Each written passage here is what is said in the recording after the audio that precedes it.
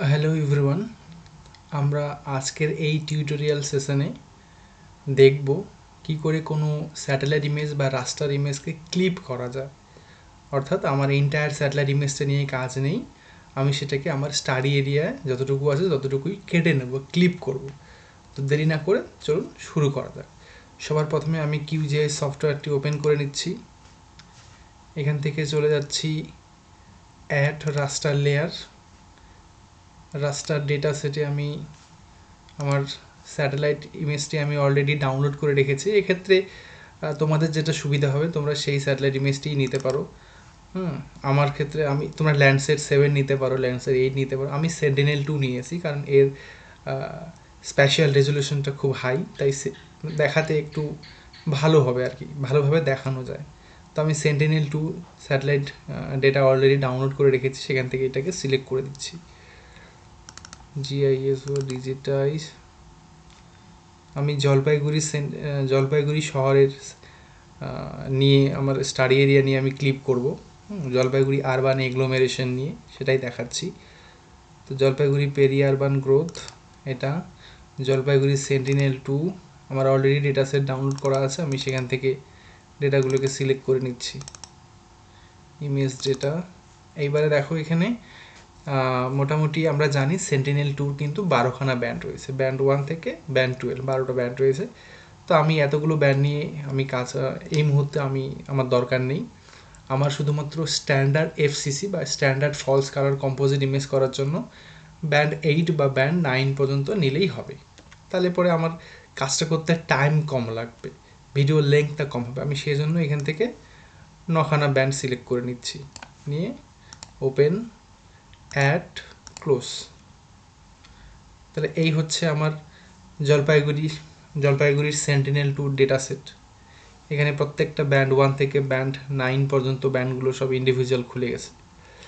তো আমাকে প্রথমে কি করতে হবে, আমাকে প্রথমে ভার্চুয়াল স্ট্যাগ রাস্টার ডেটা তৈরি করতে হবে।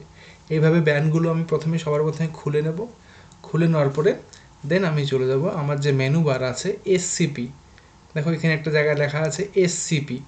যদি তোমাদের সফটওয়্যারে এই SCP বা সেমি অটোমেটিক ক্লাসিফিকেশন মানে প্লাগইনটি না থাকে, তাহলে প্রসেসিংয়ে গিয়ে টুলবক্সে গিয়ে সার্চ করলেও কিন্তু হবে। অর্থাৎ এই SCP বা সেমি অটোমেটিক ক্লাসিফিকেশন টুলটা কিন্তু আমার এই যে প্লাগইনস, এই যে আমি যদি না থাকে তাহলে প্লাগইনস যাবে, প্লাগইনসে গিয়ে ম্যানেজ অ্যান্ড ইনস্টল প্লাগইন, এইখানে গিয়ে সার্চ করবে SCP।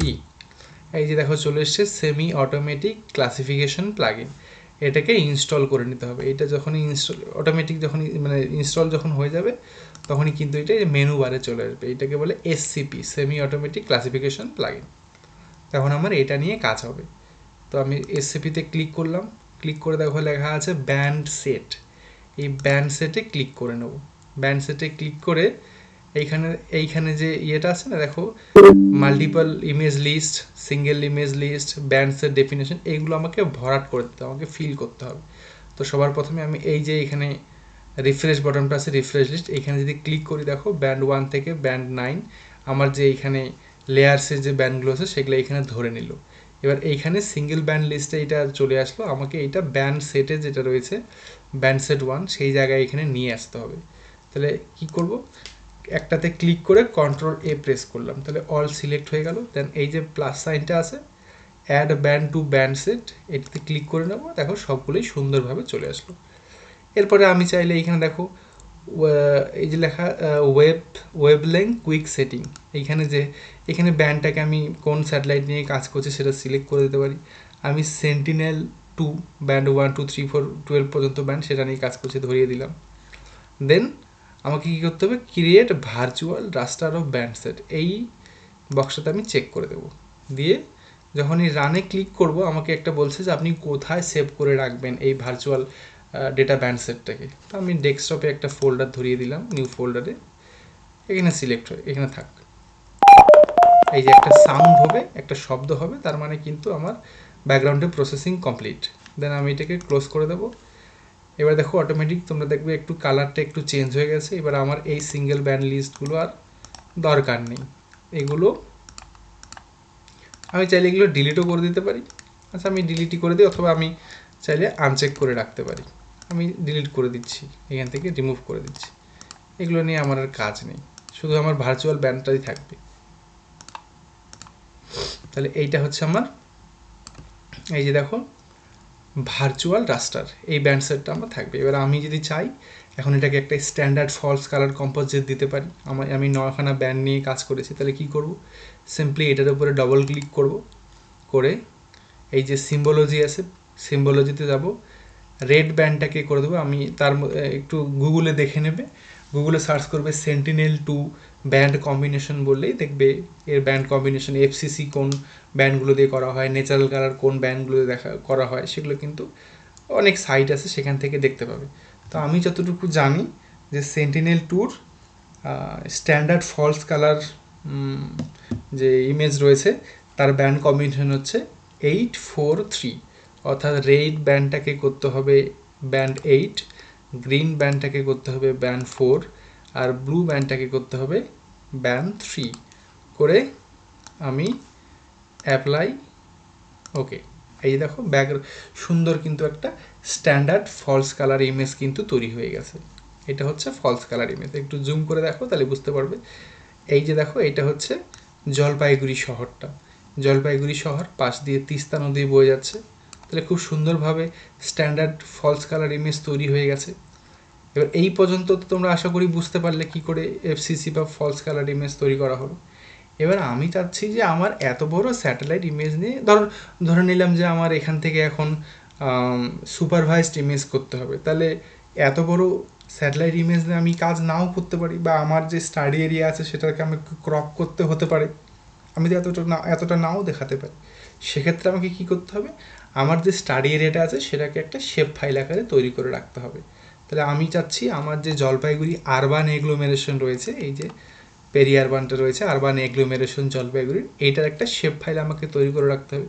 আমি অলরেডি করে রেখেছি, সেই শেপ ফাইলটাকে এখানে অ্যাড করে দিচ্ছি। কী করে অ্যাড করব, অ্যাড ভেক্টর লেয়ারে যাব, ভেক্টর ডেটা সেটে ক্লিক করে নিচ্ছি। আমার ডেস্কটপে আমি রেখেছি নিউ ফোল্ডারের মধ্যে Jalpaiguri urban agglomeration boundary .shp, open at close. তাহলে দেখো এইটা হচ্ছে আমার জলপাইগুড়ি আরবান এগ্লোমেরেশনের বাউন্ডারিটা। এবার এটাকে ফিল করা আছে, আমি এটাকে ডাবল ক্লিক করে সিম্পল ফিলে এই যে সলিড আছে এটাকে নো ব্রাশ করে দেবো। কালারটা ব্ল্যাকই থাক, আমি একটু স্ট্রোক উইথটাকে বাড়িয়ে দিচ্ছি, একটু মোটা করে দিলাম, অ্যাপ্লাই, ওকে। তাহলে দেখো এটা হচ্ছে আমার স্টাডি এরিয়া। এবার আমাকে শুধু এইটুকুই ক্রপ করতে হবে, আমার এন্টায়ার স্যাটেলাইট ইমেজটা নিয়ে কোনো কাজ নেই। তাহলে আমি কি করে ক্রপ করব বা ক্লিপ করব, এটাকে ক্লিপিং বলা হয়। কি করে ক্লিপ করব, সবার প্রথমে চলে যাব রাস্টার মেনুতে। রাস্টার মেনুতে ক্লিক করলে দেখবে এই যে নিচে লেখা আছে এক্সট্রাকশন।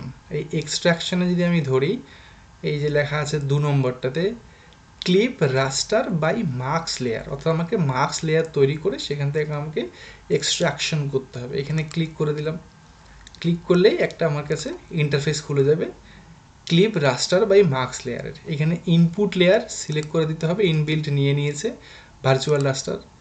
আর মার্কস লেয়ার মানে ইনপুট লেয়ারটা হচ্ছে যে কার উপরে আমি মানে কার থেকে আমি এক্সট্রাকশন করব, সেটা আমি ধরে দিলাম ভার্চুয়াল রাস্টার।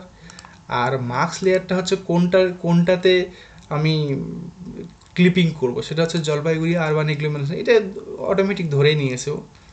দেন সোর্স সিআরএস আছে না, এইটাকে করে দিতে হবে project CRS WGS 84 UTM zone 45 north. Similarly টার্গেটটাকেও তাই করে দিলাম। আর অবশ্যই এখানে দেখবে একটা অপশন দেওয়া থাকবে assign a specified no data value to output bands. এইটাকে নট সেটটাকে আমি 0 করে দেবো, যাতে ইরোর হচ্ছে আমার 0%।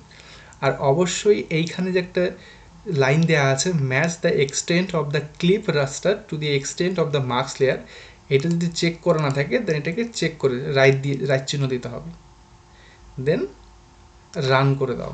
এবার দেখো প্রসেসিং হচ্ছে, প্রসেসিং অ্যালগোরিদম প্রসেসিং কিন্তু হয়ে গেল। দেখো loading resulting layers algorithm clip raster mask layer finished হয়ে গেছে।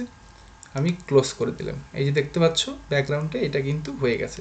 এবার এটাকে যদি আমি আনচেক করে দিই, দেখো বাউন্ডারিটা থাক। এটা হচ্ছে আমার ক্লিপ রাস্টার। এবার এটাতে আমি স্ট্যান্ডার্ড কালার দিতে পারি, আবার ক্লিপ করে 8 করে দেব, দেন 4, দেন 3, অ্যাপ্লাই, ওকে।